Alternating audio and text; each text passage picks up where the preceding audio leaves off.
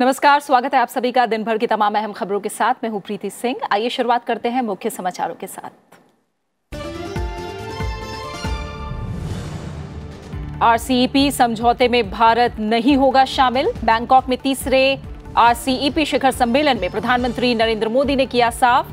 सम्मेलन से इतर जापान के प्रधानमंत्री शिंजो आबे के साथ बैठक में भारत जापान 2+2 वार्ता और वार्षिक शिखर सम्मेलन की तैयारी पर भी की चर्चा।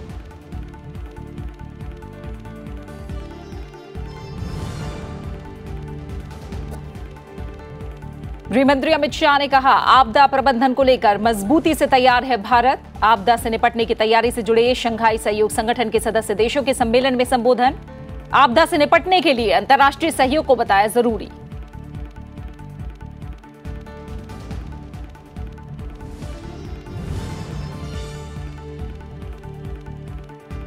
आतंकवाद से समाज ही नहीं, अर्थव्यवस्था को भी पहुंचता है गंभीर नुकसान। टोक्यो में G20 देशों के स्पीकर समिट में बोले लोकसभा अध्यक्ष ओम बिरला। जलवायु परिवर्तन से भावी पीढ़ियों को होने वाले नुकसान से भी किया आगाह।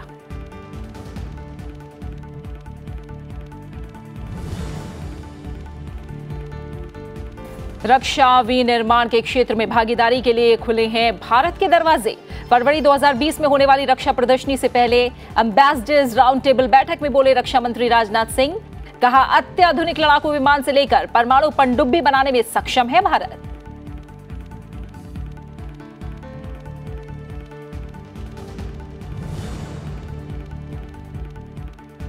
और सुप्रीम कोर्ट ने दिल्ली एनसीआर में वायु प्रदूषण पर जताई गंभीर चिंता।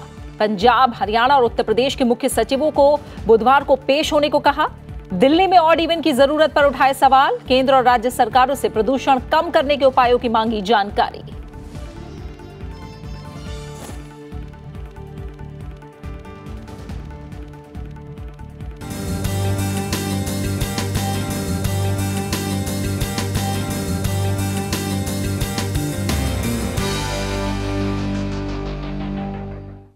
आरसीईपी समझौते में भारत अभी शामिल नहीं होगा। बैंकॉक में तीसरे आरसीईपी शिखर सम्मेलन में प्रधानमंत्री नरेंद्र मोदी ने यह साफ तौर पर जाहिर कर दिया है। भारत की चिंताओं पर स्थिति साफ नहीं होने के चलते प्रधानमंत्री नरेंद्र मोदी ने संगठन का हिस्सा नहीं बनने का फैसला लिया। प्रधानमंत्री नरेंद्र मोदी ने कहा कि भारत के हितों से समझौता नहीं होगा। भारत ने कहा कि आरसीईपी के नतीजे स्पष्ट नहीं हैं।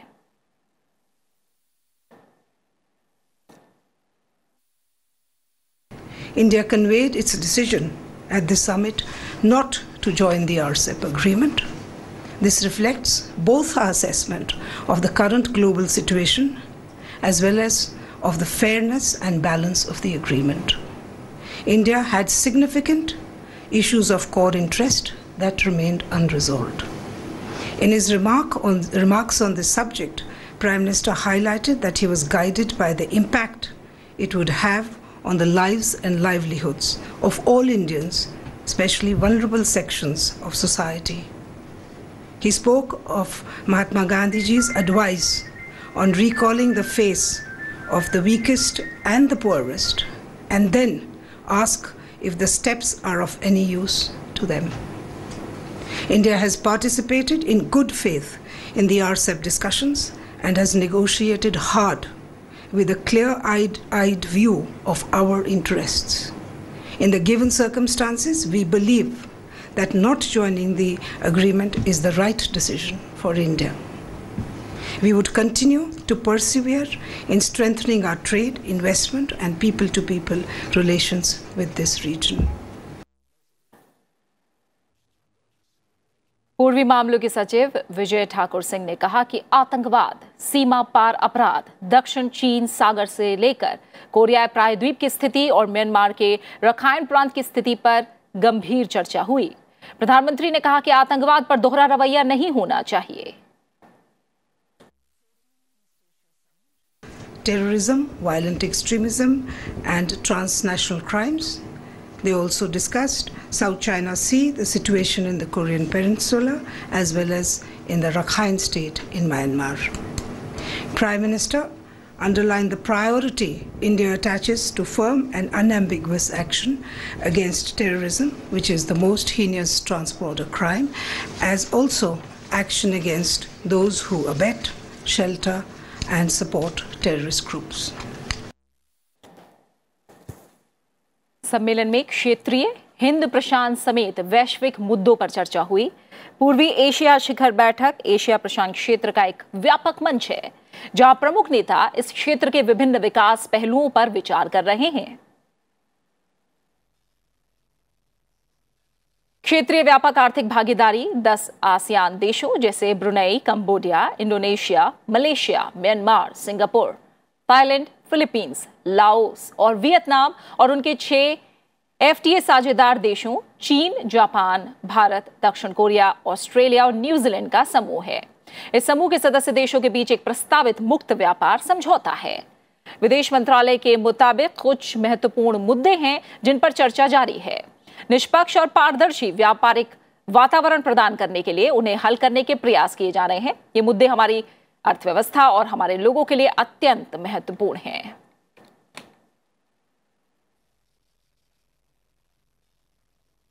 और हमारे विदेश मामलों के संपादक अखिलेश सुमन इस समय न्यूज रूम से हमारे साथ जुड़े हैं। फिलहाल उनका हम रुख करेंगे।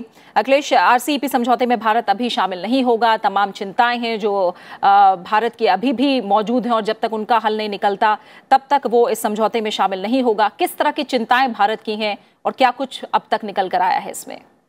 देखिए, भारत ने यह निर्णय लिया है कि आरसीईपी समझौते में भारत नहीं शामिल होगा।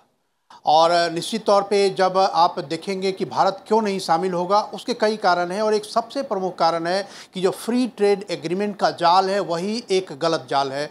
उस जाल में भारत पहले भी फंस चुका है और भारत अब दोबारा उस जाल में नहीं फंसना चाहता। भारत का पूरा मानना है कि आसियान के साथ ही जो फ्री ट्रेड एग्रीमेंट हुआ उससे ही भारत को क्षति हुई। इंडोनेशिया जैसे देशों ने भारत को मात्र 50% का मार्केट एक्सेस दिया, जबकि हमने पूरे आसियान को 74% का मार्केट एक्सेस दिया। तो मूलतः ये सवाल एफटीए पर है और एफटीए जैसा प्रावधान भारत नहीं स्वीकार करने जा रहा है। तो निश्चित तौर पे आसियान के साथ जो संबंध हमारे हैं वो रहेंगे, उस पर भी रीनिगोशिएशन होगा, लेकिन आरसेप जैसे किसी भी जाल में भारत नहीं फंसने जा रहा है। यह विदेश मंत्रालय ने पूरी तरह साफ कर दिया है। तो अभी और कभी नहीं जैसी स्थिति है, अभी नहीं की बात है और शायद इस तरह का कभी नहीं होगा, क्योंकि आरसेप एक तरीके का जाल है जो भारत के मार्केट पे अवैध तरीके से पूरे घुमा फिरा के भारत के मार्केट पे कब्जा करने का प्रयास था। भारत ने पिछले 3 सालों से लगातार इस बात को समझाने की कोशिश की कि इसमें संतुलित तरीके से समझौता होना चाहिए या बिल्कुल फेयर तरीके उससे होना चाहिए, लेकिन विदेश मंत्रालय ने अभी जो बताया कि आरसेप का पूरा समझौता अनफेयर था और पूरा जो कंक्लूजन है उसका कंक्लूजन अनबैलेंस था। तो इसलिए भारत उसमें शामिल नहीं होगा।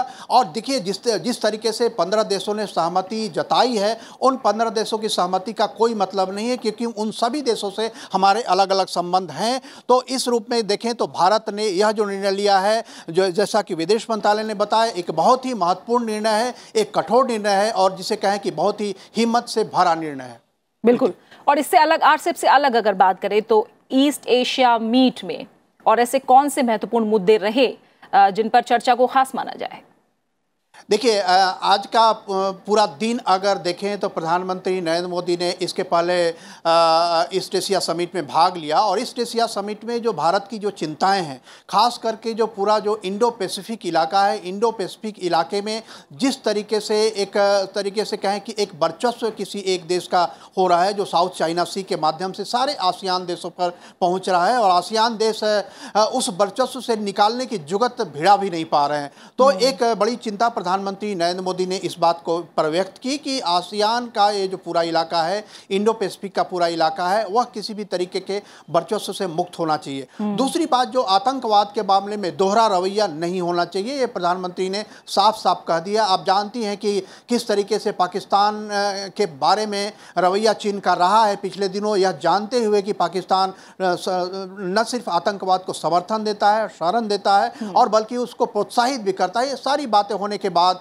भी अगर चीन जैसा देश जो सुरक्षा परिषद का सदस्य है वह अगर पाकिस्तान जैसे देश को समर्थन करता है तो यह बिल्कुल स्वीकार्य नहीं है और प्रधानमंत्री ने ये बातें साफ साफ कही। उसके अलावा उन्होंने यह कहा कि ये जो पूरा इलाका है, यह पूरा इलाका लोगों व्यापार के लिए छूट होनी चाहिए, सारे तरह के व्यापारिक वाहन इस पूरे इलाके में चलने चाहिए। तो ये 3 महत्वपूर्ण बातें थी जो प्रधानमंत्री ने कही और इस तरीके से उन्होंने एक इनिशिएटिव भी लेने की घोषणा की कि वो इनिशिएटिव लेंगे कि किस तरीके से उस पूरे इलाके में ट्रेड और ट्रांसपोर्ट की छूट मिले। उस इनिशिएटिव में और देश भी शामिल होने की इच्छा जताए। बिल्कुल अखिलेश, बहुत बहुत शुक्रिया फिलहाल आपका हमारे साथ जुड़ने के लिए और इन दोनों ही मीट को लेकर जो तमाम चीजें हैं वो विस्तार से हमारे सामने रखने के लिए फिलहाल बहुत बहुत शुक्रिया आपका। और प्रधानमंत्री नरेंद्र मोदी ने शिखर सम्मेलन से इतर आज भी कई देशों के शीर्ष नेताओं से मुलाकात की। प्रधानमंत्री नरेंद्र मोदी और जापान के प्रधानमंत्री शिंजो आबे ने क्षेत्रीय समग्र आर्थिक साझेदारी के मुद्दे पर बैठक से पहले द्विपक्षीय बैठक की और आपसी रिश्तों को सुदृढ़ करने के मुद्दे पर चर्चा की। दोनों नेताओं की मुलाकात के दौरान विदेश मंत्री एस जयशंकर भी मौजूद रहे। दोनों नेताओं के बीच व्यापक और सार्थक बातचीत हुई।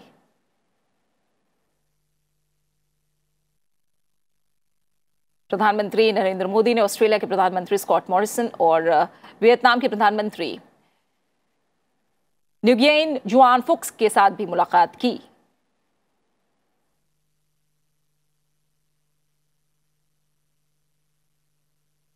गृह मंत्री अमित शाह ने आज शहरी भूकंप खोज और बचाव अभ्यास पर शंघाई सहयोग संगठन संयुक्त अभ्यास का उद्घाटन किया। एनडीआरएफ शंघाई सहयोग संगठन एससीओ संयुक्त शहरी भूकंप खोज और बचाव अभ्यास की मेजबानी कर रहा है। इस अभ्यास का उद्देश्य आपदा प्रतिक्रिया पूर्वाभ्यास, ज्ञान, अनुभव, तकनीकी को साझा करना और आपसी समन्वय बनाना है। यह अभ्यास भूकंप के परिदृश्य में बहु एजेंसी संचालन से जुड़े समन्वय और सहयोग को बढ़ाने का अवसर भी प्रदान करेगा। इस मौके पर गृह मंत्री ने कहा कि आपदाओं से होने वाली हानि को मिलकर ही खत्म किया जा सकता है। आपदाओं से होने वाली हानि को कम करने से संबंधित किसी भी वैश्विक लक्ष्य को, चाहे वे सेंडाई फ्रेमवर्क में निर्धारित हो अथवा स्थायी विकास के लक्ष्यों में निर्धारित हो, 2030 तब तक पूरा नहीं किया जा सकता जब तक कि उन्हें एससीओ देशों द्वारा हासिल नहीं किया जा सकता। अतः इस क्षेत्र में अंतर्राष्ट्रीय सहयोग हम सब के लिए महत्वपूर्ण है। भारत में हम आपदाओं से होने वाली मौतों की संख्या में कमी करने और अन्य नुकसानों को कम करने की दिशा में समन्वित प्रयास कर रहे हैं। और अवधारणाएं फिक्स हो जाएंगी कि इतने घंटे में आपको वीज़ा मिलना चाहिए, क्लियरेंस मिलना चाहिए, वैक्सीनेशन हो जाना चाहिए कि देश के ऊपर डिपेंड करता है कि किस देश में कहाँ जा रहे हैं तो उसके हम वहाँ वैक्सीनेशन की क्या ज़रूरत है। ये सारी चीज़ें जैसी सभी मंत्रालयों को एक जगह आ जाना पड़ेगा। जो नोडल ऑफिसर्स या नोडल डिविजन्स हैं मंत्रालयों में डिज़ास्टर के लिए, वो सब एक जगह आ जाएंगी और एक साथ काम करेंगी सो दैट हम लोग जो ग्लोबल सिस्टम है उसमें प्लग इन हो सके। रक्षा मंत्री राजनाथ सिंह ने कहा है कि युद्ध का स्वरूप बदल रहा है और सूचना के इस दौर में चुनौतियों से निपटने के लिए आपातकालीन तैयारियां ही पर्याप्त नहीं हैं, बल्कि विभिन्न क्षेत्रों से मिल रही धमकियों पर भी ध्यान रखना होगा।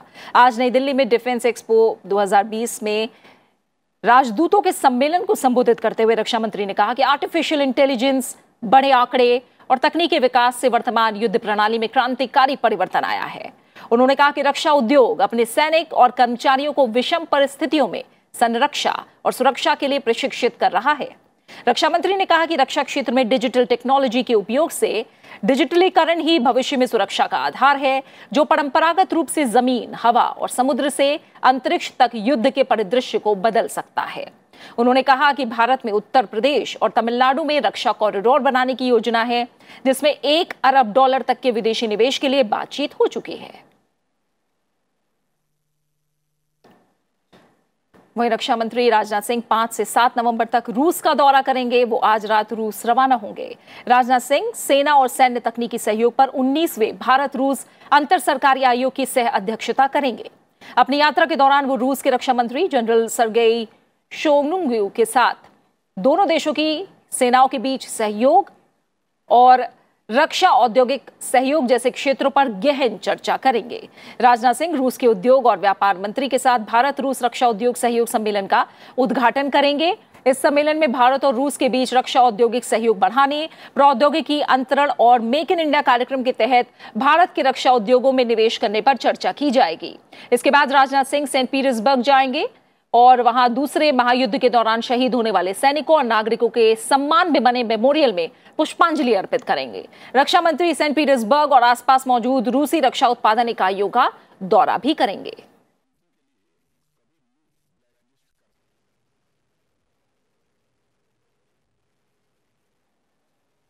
आतंकवाद न केवल समाज को नुकसान पहुंचाता है, बल्कि इससे अर्थव्यवस्था को भी गंभीर नुकसान होता है और ये मौजूदा विकास को नष्ट कर देता है। लोकसभा अध्यक्ष ओम बिरला ने ये बात टोक्यो में आयोजित G20 देशों की संसदों के अध्यक्षों के 6ठे शिखर सम्मेलन में कही। उन्होंने कहा कि दूसरी प्रमुख चुनौती जलवायु परिवर्तन की है, जो न केवल हमारे ग्रह का स्वरूप बदल रही है, बल्कि भावी पीढ़ियों के लिए गंभीर जोखिमों और अस्थिरता का भी सृजन कर रही है। लोकसभा अध्यक्ष ने यह भी उल्लेख किया कि 2030 एजेंडा और इसके अंतर्गत सतत विकास लक्ष्य भारत की अपनी विकास प्राथमिकताओं को दर्शाते हैं। इसलिए भारत के राष्ट्रीय विकास के लक्ष्यों और सबका साथ सबका विकास के एजेंडे का सतत विकास लक्ष्यों के साथ सामंजस्य है। इससे पहले ओम बिरला ने मानव केंद्रित समाज की ओर नूतन प्रौद्योगिकी का सदुपयोग विषय पर सेशन द्वितीय में पीठासीन अधिकारियों को संबोधित किया।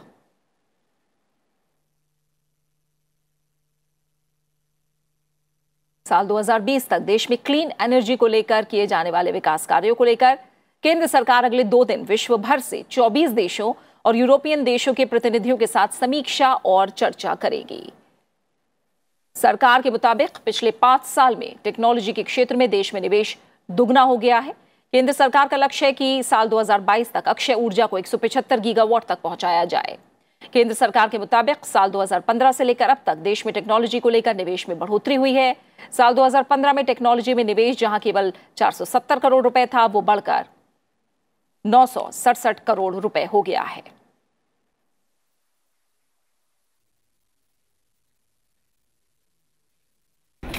दुनिया के 24 देश और साथ में यूरोपियन कमीशन, वो सब लोग मिलकर क्लीन एनर्जी के लिए रिसर्च कर रहे हैं। 8 ऐसे एरियाज़ हैं, चाहे वो बायोफ्यूल्स का हो, चाहे वो स्मार्ट ग्रिड्स का हो, या दूसरे जितने भी रिलेटेड सब्जेक्ट्स हो सकते हैं। और भारत 8 के 8 में पार्टिसिपेट कर रहा है। 3 के अंदर भारत स्वयं उसमें लीड कर रहा है। खबर जम्मू कश्मीर से, जहां श्रीनगर में आतंकियों ने ग्रेनेड से हमला किया।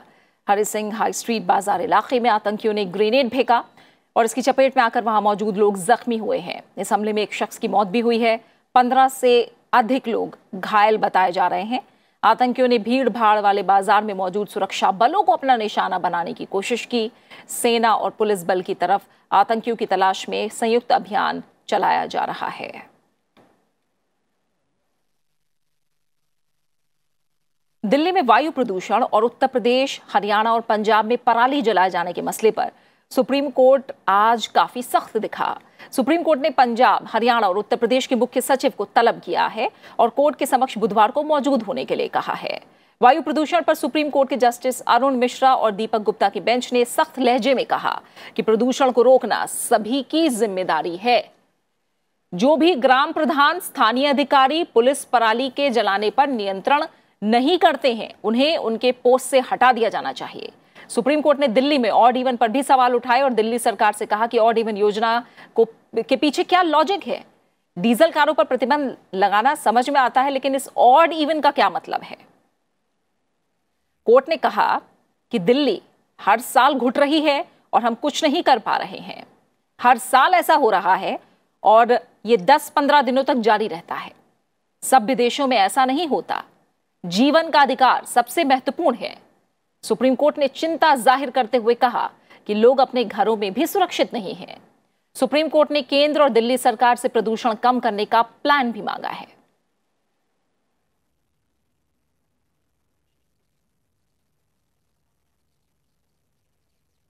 इस बीच दिल्ली एनसीआर ही नहीं बल्कि पूरे उत्तर भारत में बढ़ते वायु प्रदूषण पर प्रधानमंत्री कार्यालय ने सभी राज्यों के मुख्य सचिवों को जरूरी कदम उठाने के निर्देश दिए हैं। पीएमओ प्रधान सचिव पीके मिश्रा ने प्रदूषण के हालात पर दिल्ली, पंजाब और हरियाणा के संबंधित अधिकारियों के साथ बैठक की। केंद्र सरकार राष्ट्रीय राजधानी क्षेत्र में बढ़ते प्रदूषण पर करीब से नजर रखे हुए है। अलग अलग क्षेत्रों के लिए लगभग 300 टीमें प्रदूषण को कम करने में लगी हुई हैं। इस काम के लिए जरूरी मशीनरी राज्यों में बांटी गई है। केंद्र सरकार की नजर मुख्य रूप से 7 औद्योगिक क्षेत्रों और बड़ी यातायात इकाइयों पर है। प्रदूषण फैलाने वाले सभी कारकों, कचरों को जलाए जाने और निर्माण गतिविधियों पर खास तौर से नजर रखी जा रही है। आज ई मोबिलिटी बढ़ रही है और मोदी सरकार ने यह फैसला किया कि सरकारी तंत्र में लगभग 5 लाख कार उपयोग में आती है। इस बीच दिल्ली में एक बार फिर से ऑड इवन फॉर्मूला लागू हो गया, लेकिन लोगों का कहना है कि प्रदूषण रोकने के लिए और भी कदम पूरी गंभीरता से उठाने चाहिए। नहीं, और विकल्प तो हैं, कई हैं, जैसे जिन्होंने रोड साफ करनी है या और चीज़ें करनी है वो तो ये कर नहीं रहे, पर ऑड इवन से फ़र्क जरूर पड़ेगा। और जब तक ये अपना धुएं वाला धंधा जो है इनका फसल जलाने का, इसका अल्टरनेटिव नहीं सोचेंगे तो कुछ नहीं होगा। भैया फ़र्क तो पड़ेगा, मगर ये है कि और भी कोई विकल्प चुनना चाहिए सरकार को। जैसे कि कुछ ऐसा करना चाहिए जिससे वातावरण थोड़ा ठीक ठाक हो। ऑड इवन से इतना फ़र्क नहीं पड़ने वाला, क्योंकि गाड़ियाँ लोगों के पास इतनी हैं कि उससे कोई फ़र्क ही नहीं पड़ेगा। दिल्ली एनसीआर में बढ़ते प्रदूषण ने लोगों की रफ्तार पर ब्रेक लगा दिया है। ऐसे में केंद्र सरकार अपनी ओर से प्रदूषण पर लगाम लगाने के लिए हर संभव कदम उठा रही है। भारत में प्रदूषण का स्तर खतरनाक स्थिति पर पहुंचने के बाद यहां पर हेल्थ इमरजेंसी लागू हो गई है, लेकिन तमाम एजेंसियों के दावे और वादे के बावजूद भी इसका खामियाजा आम नागरिकों को हर साल उठाना पड़ता है। दिल्ली से कैमरामैन ओम प्रकाश के साथ विपिन चौहान, राज्यसभा टीवी। और बात मौसम की करें तो पूर्व मध्य अरब सागर के ऊपर बना गंभीर चक्रवाती तूफान महा उत्तर पश्चिम दिशा की ओर बढ़ गया है। इसके अगले कुछ घंटों में बहुत गंभीर चक्रवाती तूफान के रूप में तेज होने की आशंका है। गुजरात सरकार ने तूफान के मद्देनजर एहतियातन कई कदम उठाए हैं। एनडीआरएफ और एसडीआरएफ की कई टीमें तैनात कर दी गई हैं। 6 और 7 नवंबर के दौरान सौराष्ट्र और गुजरात क्षेत्र में अधिकांश जगहों पर बारिश की चेतावनी दी गई है। मछुआरों को समुद्र में नहीं जाने की सलाह दी गई है। 6 नवंबर से उत्तर पूर्व अरब सागर के साथ साथ गुजरात तट पर हवा की गति 40 से 50 किलोमीटर रहेगी, जो चक्रवाती तूफान के गुजरात तट पर टकराने के समय 100 से 120 किलोमीटर प्रति घंटा तक रहने की संभावना है। कैबिनेट सचिव राजीव गाबा ने आज नई दिल्ली में गुजरात, महाराष्ट्र और दमन और दीव में आने वाले महाचक्रवात से निपटने की तैयारी का जायजा लेने के लिए एनसीएमसी की बैठक की अध्यक्षता की। कैबिनेट सचिव ने मौजूदा हालात और बचाव और राहत गतिविधियों की तैयारियों का जायजा लिया। उन्होंने निर्देश दिया कि जहां भी आवश्यकता हो वहां फौरन मदद पहुंचाई जाए।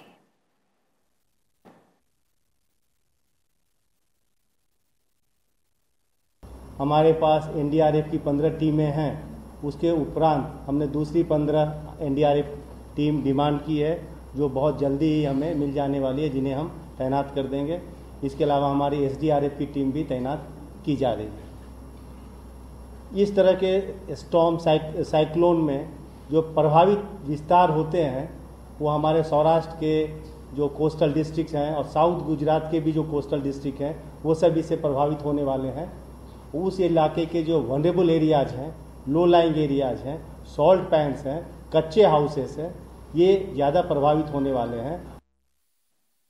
भारत का अंतर्राष्ट्रीय फिल्म समारोह इफ़ी 50 गोवा में 20 से 28 नवंबर तक आयोजित किया जाएगा। समारोह में राष्ट्रीय और अंतर्राष्ट्रीय फिल्मों का प्रदर्शन होगा, जिसमें 76 देशों से चुनी हुई 190 फिल्में शामिल होंगी। उद्घाटन समारोह में सुपरस्टार अमिताभ बच्चन भी मौजूद रहेंगे। इस समारोह में अभिनेता रजनीकांत स्पेशल आइकन सम्मान से सम्मानित किए जाएंगे। ये जानकारी केंद्रीय सूचना और प्रसारण मंत्री प्रकाश जावड़ेकर ने दी है। फिल्म महोत्सव गोवा में 20 नवंबर से 28 नवंबर तक संपन्न होगा। रजनीकांत को स्पेशल आइकॉन अवार्ड इफ़ी 50 का दिया गया है, उन्होंने स्वीकार भी किया है। और वो उद्घाटन के कार्यक्रम में अमिताभ बच्चन जी भी रहेंगे। उनके द्वारा उद्घाटन का कार्यक्रम में वो होंगे और उसके साथ रजनीकांत भी होंगे, उनको ये अवार्ड दिया जाएगा। तो ये एक बेहतर संयोग होगा। इसमें इस बार विशेषता ये है कि कर्नाटक गोवा के कोंकणी फिल्म्स 7 कोंकणी फिल्म्स को दिखाया जाएगा। तो गोवा में इतने सालों से फिल्म फेस्टिवल होता है, लेकिन कोंकणी फिल्मों का अलग सेक्शन नहीं था, वो हम दे रहे हैं। और इसी के साथ फिलहाल इस बुलेटिन में इतना ही। आगे देखिए हमारा खास कार्यक्रम विशेष। नमस्कार।